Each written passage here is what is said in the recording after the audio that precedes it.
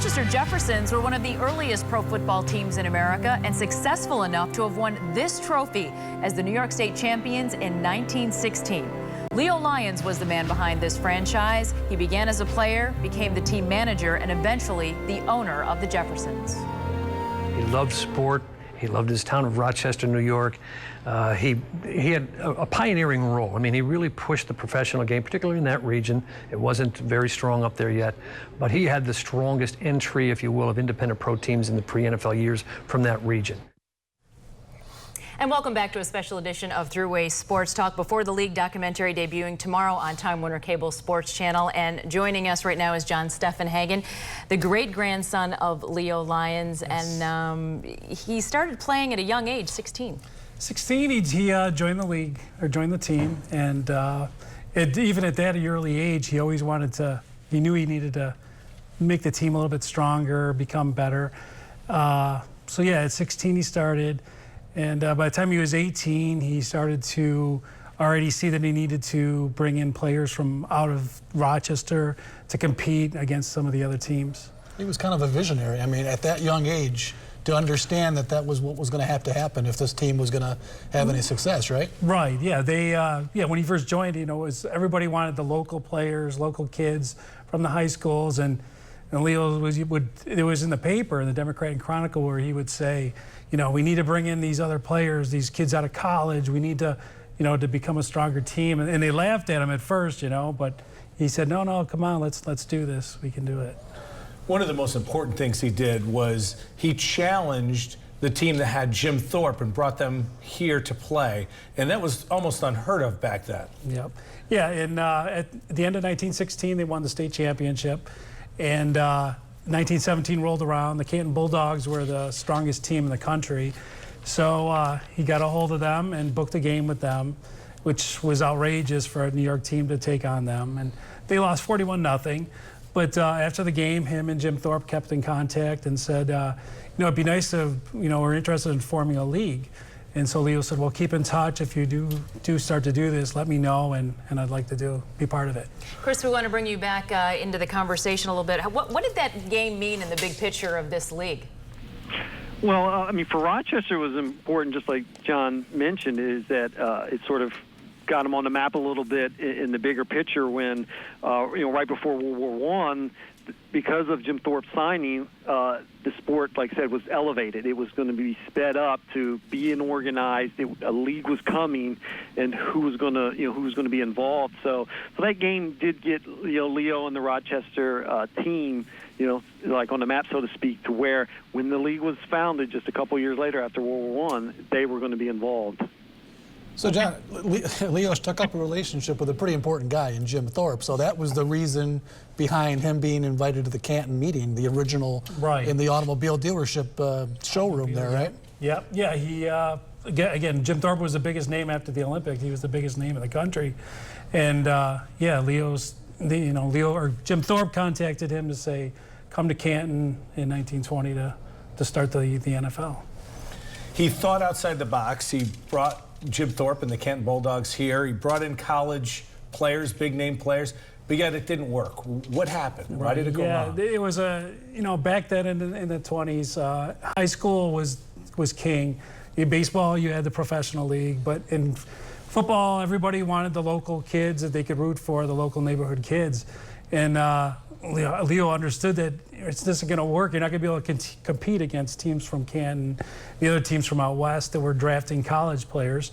So he would go ahead, and he still drafted some of the biggest college names in football.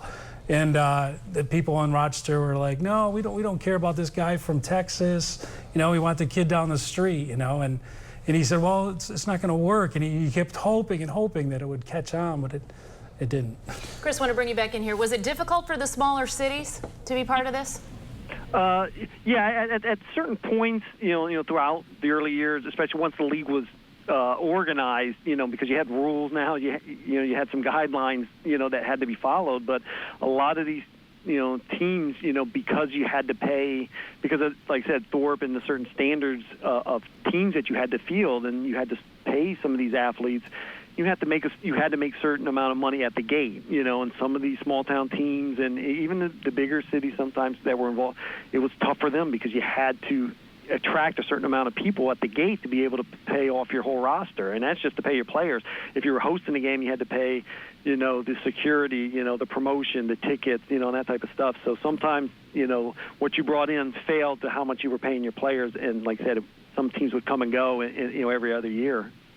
So we saw a picture of the trophy that Rochester won. Now that was pre-NFL. Right. So just what did they win that trophy for, and is there a story behind the trophy itself? Well, 1916 was the year that they won the state championship, and they had beaten the Rochester Scalpers, the Buffalo team that was there, and Syracuse had a good strong team, and that was the championship that led to them meeting Jim Thorpe. Now, did Leo actually construct the trophy? Or? No. He had somebody at a foundry. I can't remember what it says at the bottom, but it was the thing awarded to New York. Okay. The uniforms look a little familiar, but the helmets maybe quite different. Where did the design come from?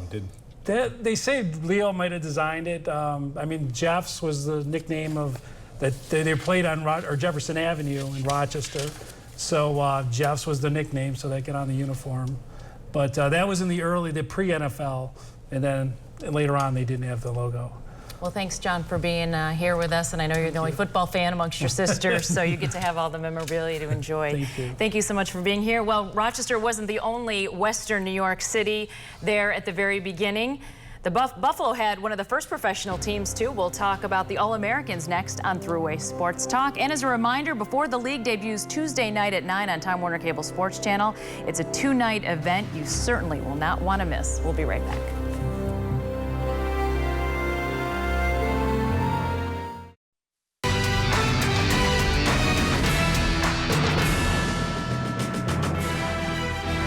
We all know the Buffalo Bills, but did you know that the Buffalo All-Americans were an original NFL team way back in 1920 when the league began? They were, and they were very successful right from the start. They built a good team that could compete, for a title. And in 1921, they were neck and neck with the Chicago Staleys for best record. And then late in the season, they actually defeated the Staleys, and it looks like they were going to win the championship.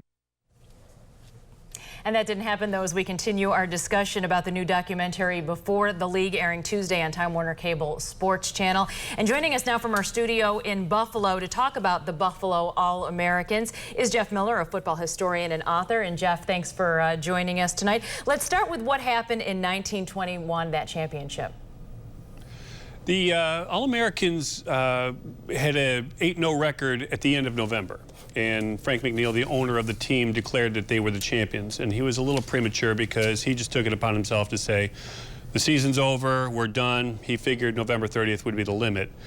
But the Chicago Staleys had a different idea, and so did Joe Carr, president of the league. The Staleys continued playing. As a matter of fact, they scheduled a game against Buffalo in Chicago on December 4th and played Buffalo and beat Buffalo. And thereby claimed the championship. The Buffalo team said, no, the season's over. This was an exhibition.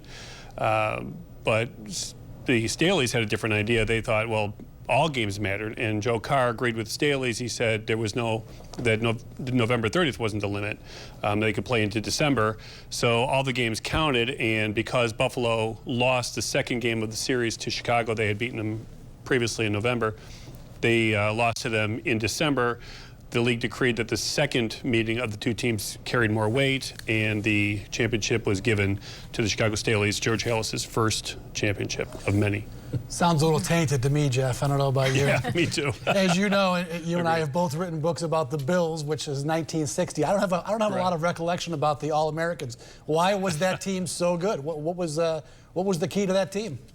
Well, they might have been the most aptly named team in NFL history, aside from maybe the Orang Indians. They had so many All-Americans on their team. They brought in a lot of players who were collegiate All-Americans and just built a very formidable team that just was so good. And the first 2 years, they were the dominant team in the league. They won more games than any other team. Jeff, if I say to most people, the best coach in Buffalo football history is Marv Levy. May not be the case, though. Well, if you go by winning percentage, it would not be Marv Levy. Marv had a winning percentage somewhere around .615. The coach of the Buffalo All-Americans, who was Tommy Hewitt, his overall winning percentage was .645. So Hewitt had a slightly better record than Marv. Chris, we want to bring you back into our discussion. Now, Buffalo was one of the bigger cities in the league in those days. Were they paying more money? Well, like we mentioned before with the Jim Thorpe effect, you know, as you got into the 1920s, you had to pay, you know, certain salaries, you know, especially, you know, like Jeff mentioned, you had All-Americans that you were trying to recruit. So, you know, so Frank McNeil, you know, who was a local businessman there, yes, he had to shell out a little bit more money to attract these All-Americans to come in and play, because they were a town of well over 500,000 at that time, which was one of the bigger cities in the league in the first couple of years. But they definitely had to compete with the Cantons of the world and the Chicago Staleys, you know, George House, of paying those All-Americans. So, Jeff, what happened at the end? 1929 was the last season. Why didn't the Buffalo franchise continue on? Well, the talent pool was moving towards the big cities, and that's kind of what really crushed the league. And it's, you know, the small teams, you know, the Providences, the Rochesters, the Pottsvilles, they went the wayside because they were small teams. The great players like the Red Granges were going to Chicago, or they were going to New York or Philadelphia. So Buffalo really had a dearth of talent over the last 2 or 3 years. They didn't even field a team in 1928. When they finally got the wherewithal to field a team again in 1929, the stock market crashed, and then the Great Depression came. And after that, the NFL decided they were going to get rid of all the teams that just weren't doing well. And within a couple more years, the league was down to 8 teams, and they felt that they were 8 viable teams. By that time, you had the Packers, the Giants, the Cardinals, and you had teams established in all the major metropolitan areas. All right, Jeff, thanks so much.